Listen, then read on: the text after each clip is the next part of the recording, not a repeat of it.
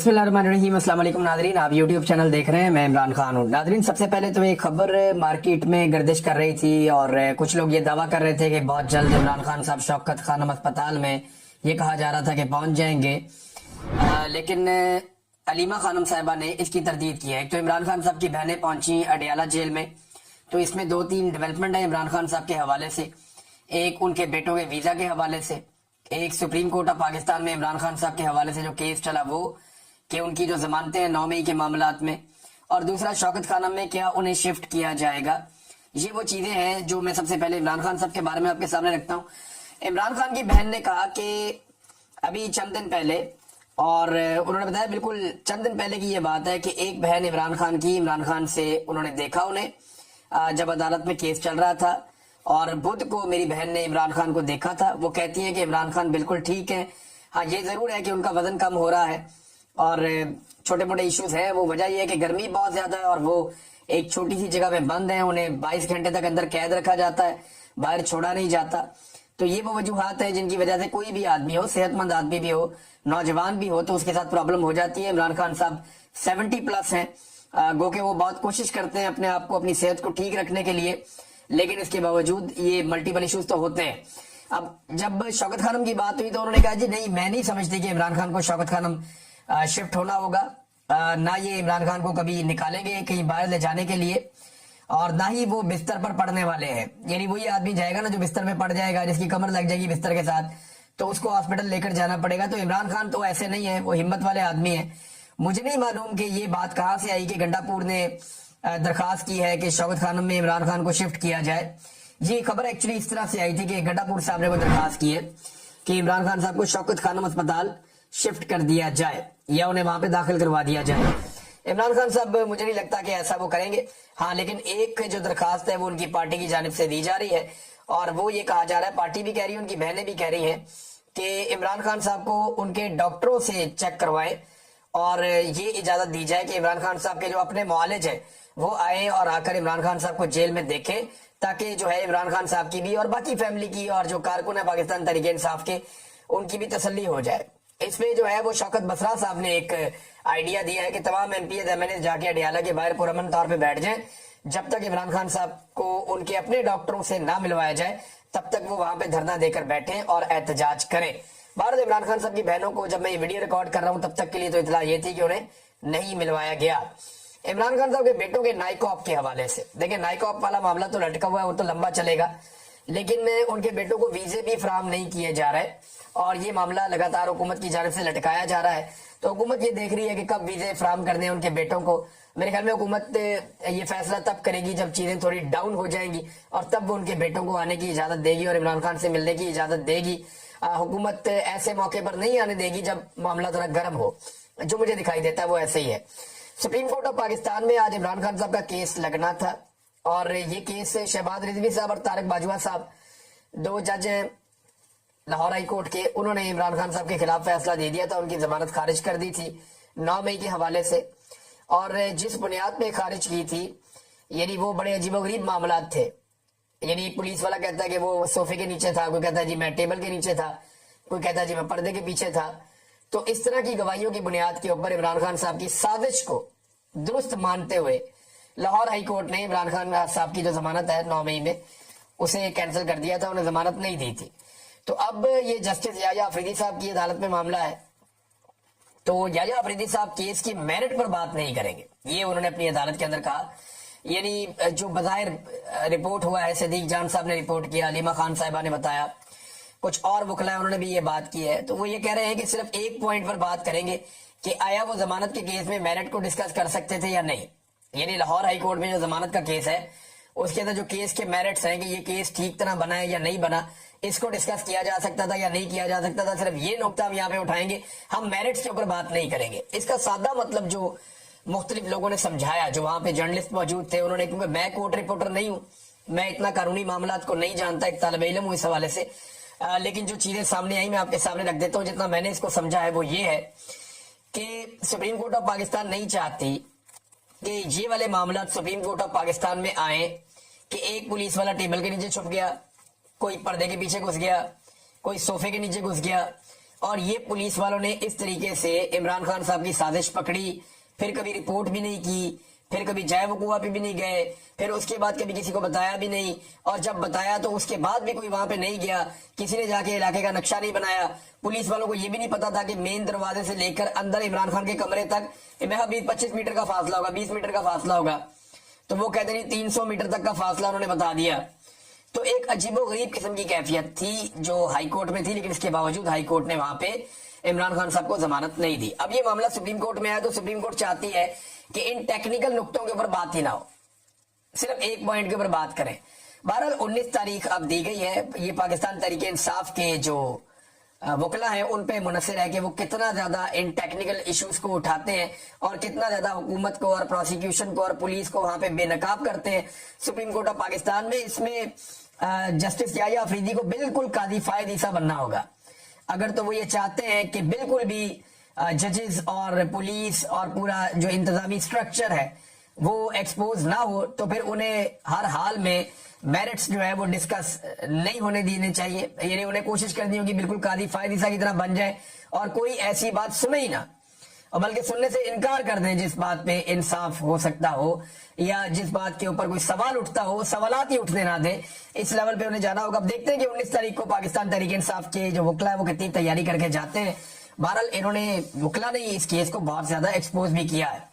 ناظرین ایک اور امپورٹنٹ خبر ہے اور وہ یہ ہے کہ امریکہ کی سرزمین پر عاصم منیر صاحب نے جو ایک تقریب سے خطاب کیا، یہاں پہ کوئی 100 سے 150 لوگ موجود تھے اور یہ پاکستانی تھے، انہیں اکٹھا کر کے لایا گیا تھا۔ تو عاصم منیر صاحب نے غالباً ٹیمپا میں یہ خطاب کیا ہے اور وہاں پہ مختلف حوالوں سے ان کا خطاب متنازع ہو گیا۔ اب کوئی ویڈیو تو ہے نہیں، یہ جو لوگ جنہوں نے سنا انہوں نے آ کے باہر رپورٹ کیا اور ان کے ذریعے سے یہ میڈیا کے اندر خبریں چھپ گئی۔ اب وہ خبریں چھپنے کے بعد کہیں سے تردیدیں آ رہی، کہیں سے تصدیقیں آ رہی ہیں، لیکن ایک چیز تو کلیئر ہے کہ آرمی چیف صاحب نے بھارت کو امریکی سرزمین پر کھڑے ہو کر چیلنج ضرور کیا، یہ بات بالکل کلیئر ہے کہ امریکہ کی سرزمین پر کھڑے ہو کر پاکستان کے آرمی چیف نے بھارت کو چیلنج کیا۔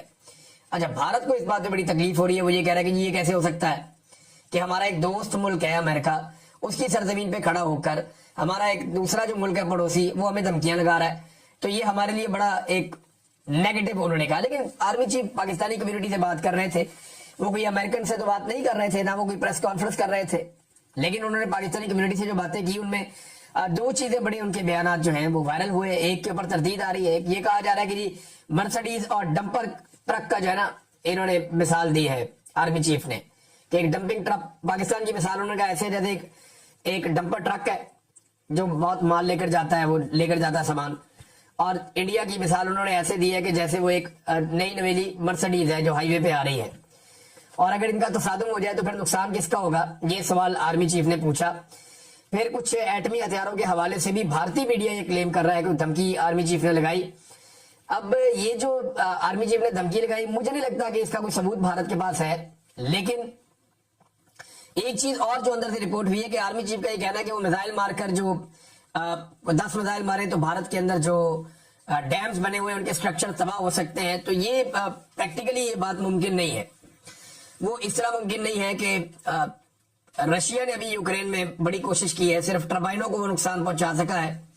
یہ جو نئے بڑے جدید ڈیم ہے نا جو بھارت نے کشمیر میں بنائے، مختلف علاقوں میں بنائے، یہ ڈیمز کنکریٹ کے بنے ہوئے ہوتے ہیں، ان کو توڑنے کے لیے آپ کو وہاں پہ بم نصب کرنے پڑتے ہیں، ان کی جڑوں کے اندر گھسنا پڑتا ہے، پریکٹیکلی جا کر ایفرٹ کرنی پڑتی ہے، پھر جا کر آپ کچھ کر سکتے ہیں۔ اوپر سے میزائل مار کے تو ابھی رشیا بھی یوکرین کے ڈیمز نہیں توڑ سکا، تو یہ ایسے ممکن نہیں ہوتا۔ ہاں ٹربائنز وغیرہ کو انہوں نے نقصان پہنچایا، یہ پاکستان کر سکتا ہے۔ ڈیم ایک کنکریٹ کا بہت بڑا سٹرکچر ہوتا ہے۔ یہاں پاکستان میں کچھ ایسی سائٹس دکھائی گئی تھی کشمیر میں جہاں یہ کلیم کیا گیا کہ بھارت نے یہاں پہ میزائل مارے تھے ڈیمز کے قریب یا ڈیمز کی جو سائٹس ہیں ان کے اوپر، تو کوئی نقصان نہیں ہوا۔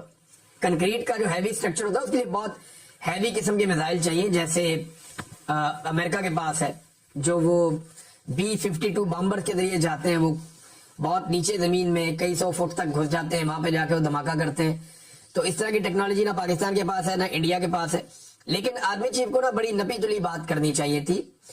بے شک وہ پاکستانیوں سے خطاب کر رہے تھے، اور بڑی ضرورت ہے آرمی چیف کو اس بات کی کہ جب بھی وہ کبھی پاکستان سے باہر جائیں، اول تو ان کا یہ کام نہیں ہے کہ وہ کمیونٹیز کو مخاطب کریں یا سیاسی نوعیت کی بات چیت کریں یا اس قسم کے تجارت کے معاملات یا خارجہ پالیسی کے معاملات ان پہ وہ بات کریں. یہ وزیر دفاع موجود ہے, وہ بھارت کو خود ٹیکل کر سکتا ہے, خود انہیں جواب دے سکتا ہے. وزارت خارجہ موجود ہے, وہ بھارت کو جواب دے سکتے ہیں, ٹیکل کر سکتے ہیں. تو آرمی چیف کو گریز کرنا چاہیے. لیکن اگر انہوں نے یہ کرنا بھی ہے تو انہیں بڑی نپی تلی بات کرنی چاہیے, اور وہ جو بات چیت انہوں نے کرنی ہے اس بات چیت کے لیے باقاعدہ مجھے لگتا ہے کہ ایکسپرٹس ہائر کرنے چاہیے, تاکہ اس کے اثرات پھر اس طرح نہ ہو. دیکھیں ابھی تو اس وقت پرابلم یہ ہے نا انڈیا کے ساتھ کہ امریکہ انڈیا سے ناراض ہے رشیا کی وجہ سے, اور اس کا فائدہ پاکستان کو ہو رہا ہے. سادہ بات یہ ہے کل ملا کر کہ پاکستان کے امریکہ کے ساتھ اتنے اچھے تعلقات نہیں ہیں جتنا پاکستان کو فائدہ ہو رہا ہے امریکہ اور بھارت کے تعلقات کے بیچ میں ایک رکھنا پڑنے کا. لیکن فرض کریں کہ بھارت ایک بہت بڑی معیشت ہے, ایک بہت بڑی طاقت ہے, وہ کل کو کامیاب ہو جاتا ہے امریکہ کے ساتھ اپنے تعلقات کو نارملائز کرنے میں, تو پاکستان پھر واپس چلا جائے گا زیرو پہ. پاکستان کو اپنے تعلقات اپنے بلبوتے پہ بنانے ہیں, اور اس کے لیے پاکستان اپنی بہت بڑے پیمانے پہ معدنیات آفر کر رہا ہے, جن میں خاص طور پہ ریئر ارتھ منرلز ہیں جو فیوچر فیول کے طور پہ کام کرتے ہیں, یعنی مستقبل میں ان کی بڑی اہمیت ہے. اور پاکستان کو بھی اس بات کا آئیڈیا ہے, امریکہ کو بھی اس بات کا آئیڈیا ہے, اور پاکستان بڑا رچ ہے. پاکستان کا جو قبائلی علاقہ ہے وہاں پہ یہ ریئر ارتھ منرلز ہیں. ایک چیز اور جو اس وقت پاکستان کی ملٹری اسٹیبلشمنٹ کر رہی ہے یہ بڑی افسوسناک ہے. ہر جگہ پہ D G I S P R بھی یہ بات کرتے ہیں, اور پاکستان کے آرمی چیف بھی یہ بات کرتے ہیں کہ سیاستدان کرپٹ ہیں, سیاستدان نااہل ہیں, سیاستدان بدنیت ہیں, وہ کام نہیں کرنے دیتے, نہریں نہیں بننے دیتے, جو ہے وہ ترقی کے پہیے کو روکتے ہیں, ترقی نہیں کرنے دیتے پاکستان کو. اب بلوچستان کے بارے میں یہ لوگ بار بار کہتے ہیں کہ وہاں کے سرداروں کا قصور ہے, وہاں کے سیاستدانوں کا قصور ہے. تو دیکھیں وہاں کے نوجوان جب بھی سامنے آتے ہیں, الیکشن لڑنا چاہتے ہیں, تو پاکستان کی اسٹیبلشمنٹ ان کا رستہ روکتی ہے. وہاں کے جو مقامی سردار ہیں انہیں بار بار لا کر بٹھا دیا جاتا ہے, اور انہی کو سپورٹ دی جاتی ہے, انہی کے ساتھ بات چیت کی جاتی ہے. تو پاکستان کی اسٹیبلشمنٹ نے وہاں پہ ایک ایسا جکڑا ہوا نظام قائم کیا ہے جس میں یہ سردار اور سیاستدان مل کر بلوچستان کا بیڑا غرق کر رہے ہیں. یہی کچھ قبائلی علاقوں میں بھی کیا جاتا رہا, لیکن وہاں پہ عمران خان صاحب کی ایک تحریک چلی تو ایک بڑا زبردست قسم کا شعور ہے. اب لوگ اپنا ووٹ کا حق چھین لیتے ہیں, تو ایک دن آئے گا بلوچستان میں بھی لوگ اپنا ووٹ کا حق چھین لیں گے اور پھر اپنے ووٹوں کے اوپر پیرا دیں گے. ایک وقت آ جائے گا, ابھی تو نہیں ہو رہا, لیکن یہ سارا خرابہ جو ہے اس کے پیچھے پاکستان کی ملٹری اسٹیبلشمنٹ ہے. لیکن سیاستدانوں کو کرپٹ اور بے ایمان کہہ کر یہ ثابت نہیں کیا جا سکتا کہ اسٹیبلشمنٹ بہت اچھی ہے. دیکھیں جتنے سیاستدان ہیں یہ سارے کے سارے اسٹیبلشمنٹ کے تابع ہیں, اور ان کو اسٹیبلشمنٹ نے زیادہ تر کو بنایا ہے. اور اب وہ بغاوت پہ اترے ہوئے ان میں سے بہت سارے, کیونکہ وہ یہ سمجھ گئے ہیں کہ اسٹیبلشمنٹ نے اپنی کمائی کے لیے یا اپنے معاملات کو بہتر طریقے سے چلانے کے لیے ہمیں تیار کیا تھا, ہمیں استعمال کر دیا جاتا ہے اور ساری ملائی کھا جاتی ہے اسٹیبلشمنٹ. لہذا اب سیاستدان بھی سیانے ہونا شروع ہو گئے اور وہ اپنی گیم بھی کر رہے ہیں. اب ہر جگہ جو ہے وہ یہ جا کر کہنا کہ سیاستدان جو ہے وہ بہت برے ہیں اور ہم بہت اچھے ہیں, اس سے بھی بات نہیں بنے گی. میرے خیال میں پاکستانی حقیقت جان چکے ہیں. پاکستان ایک سیاستدان نے بنایا تھا, کسی جرنیل نے نہیں بنایا تھا, کسی جج نے نہیں بنایا تھا. پاکستان ایک سیاستدان نے بنایا تھا اور سیاست کر کے بنایا تھا, اور اس دنیا کی تاریخ میں یہ بات ہمیشہ درج بھی رہے گی. ناظرین, بلاول نے ایک سٹیٹمنٹ دیا ہے. بلاول نے اپنے سٹیٹمنٹ میں پاکستان تحریک انصاف کو دہشت گرد قرار دیا کہ ایک جماعت دہشت گرد بن گئی, جو انہوں نے 9 مئی کو کیا. تو یہ تو بلاول نے کہا پاکستان تحریک انصاف کے بارے میں. 9 مئی کو ہوا کیا تھا؟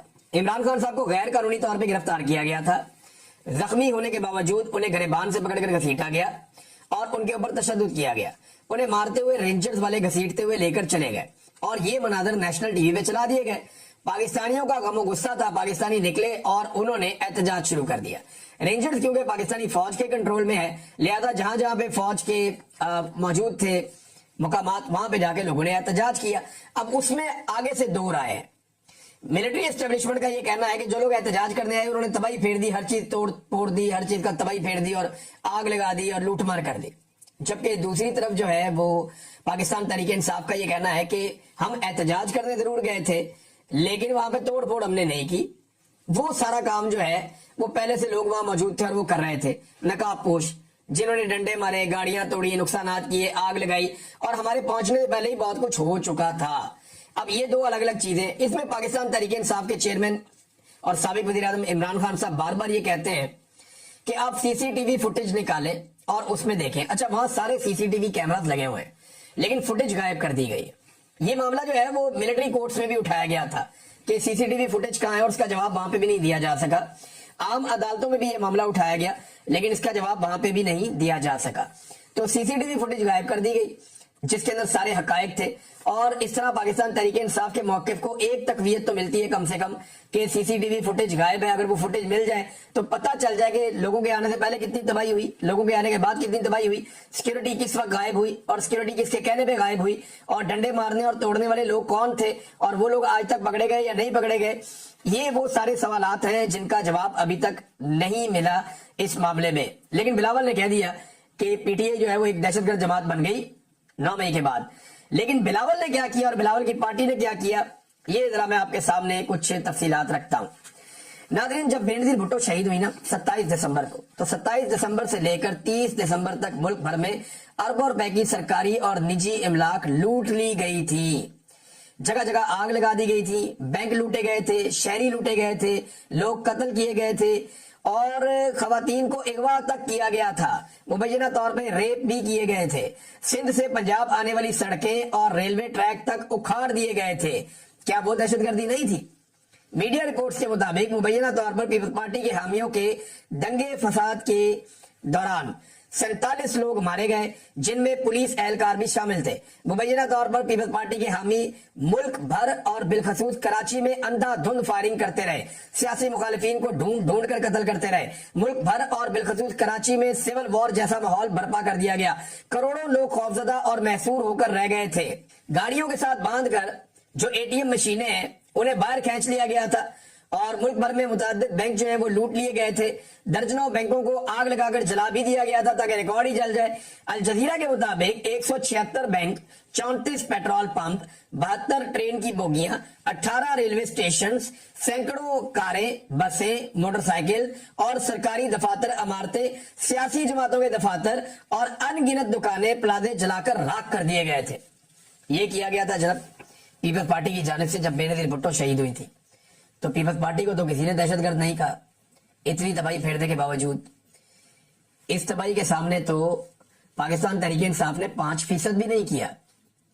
5% भी नहीं किया। रेलवे भी एक कौमी इदारा है, फौज भी एक कौमी इदारा है। बैंक तो नहीं लूटा एक भी पीटीआई ने। बंदे तो कत्ल नहीं हुए, बंदे तो उल्टा पीटीआई के कत्ल हो गए। नाज़रीन, डॉन न्यूज के मुताबिक पाकिस्तान को उस वक्त इस इब्तदाई तौर पे $2 अरब का नुकसान हुआ था, और एक डेली टाइम्स की रिपोर्ट है FPCCI, इसका तखमीना है कि जीडीपी का 8% पाकिस्तान का नुकसान हो गया था उन 3 दिनों में। इतनी तबाही फेरी थी पाकिस्तान के अंदर। और आज बिलावल सीधा खड़े होकर बड़े आराम से ढिला मुंह करके ये कह रहे हैं कि 9 मई में पीटीआई जो है वो दहशतगर्द बन गई है। तो फिर 27 दिसंबर से लेकर 30 दिसंबर तक फिर तो पीपल्स पार्टी तो बहुत बड़ी दहशतगर्द जमात बन गई थी।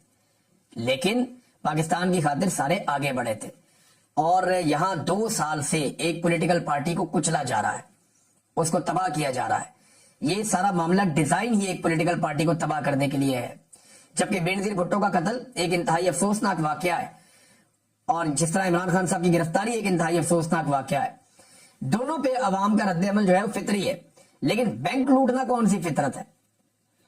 यानी वो तो बैंक लूट लिया लोगों ने, उसमें से पैसा निकाल लिया, एटीएम मशीनें घसीट के बाहर निकाल ली, इंसानों को कत्ल कर दिया, वो कौन सी फितरत है?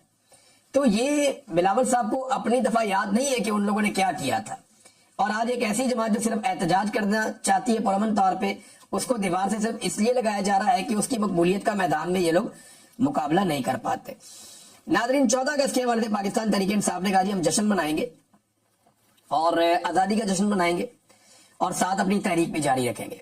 यानी लोग पाकिस्तान तहरीक इंसाफ का और पीटीआई का झंडा लेकर निकलेंगे और लोग जश्न मनाएंगे। एक वीडियो नाज़रीन मैं देख रहा था, इसमें एक छोटी बच्ची है, लड़की है, वो झंडे बेच रही है पाकिस्तान के और पीटीआई के। अब पीटीआई का झंडा बिकता है ना, तो ये तो गरीब लोग हैं, इन्हें क्या पता ये पीटीआई का झंडा बेच रहे हैं। वो तो पाकिस्तान का झंडा भी इसलिए बेचते हैं कि उस पर 4 पैसे बच जाते हैं। वो पीटीआई का झंडा भी इसलिए बेच रहे हैं कि उस पर 4 पैसे बच जाएंगे। अब वो गरीब है, उसका तो पेट कहता है कि मुझे रोटी चाहिए, वो तो भूख के हाथों मजबूर होकर ये सामान बेचने के लिए सड़क पे बैठे हुए हैं। वहां पुलिस आके उसको हरासा कर रही है। लोग आकर उसे कह रहे हैं जी पीटीआई का झंडा आप नहीं बेच सकते, आप पाकिस्तान का झंडा बेच लें। भैया पीएमएलएन का झंडा बेचे नहीं बिकता, क्या करें? पीपल्स पार्टी का झंडा बेचे नहीं बिकता, क्या करें? एमक्यूएम का, एएनपी का, बाकी हुए झंडे नहीं बिकते, मुफ्त आपको बांटने पड़ते हैं, क्या करें? पीटीआई का वाहिद झंडा है जो दुकान के ऊपर भी बिकता है, जो सड़क के ऊपर भी बिकता है। अब लोगों की डिमांड है, क्या किया जा सकता है, हो सकता है कल ये डिमांड ना हो, लेकिन जब तक है तब तक लोग बेचेंगे। अच्छा नाज़रीन, एक आखिर में मैं एक अनाउंसमेंट कर दूं छोटी सी, कि हम 14 अगस्त पे सब यहाँ पाकिस्तानी, जहां मैं मौजूद हूँ बरतानिया में, मैनचेस्टर में हम इकट्ठे होंगे, और इसके हवाले से सोशल मीडिया पे मैं वो अनाउंसमेंट भी कर दूंगा और वीलॉग में बता भी दूंगा, नेक्स्ट वीलॉग में, कि हम किस जगह इकट्ठे होंगे, कहां से कहां तक वॉक करेंगे। तो हमारा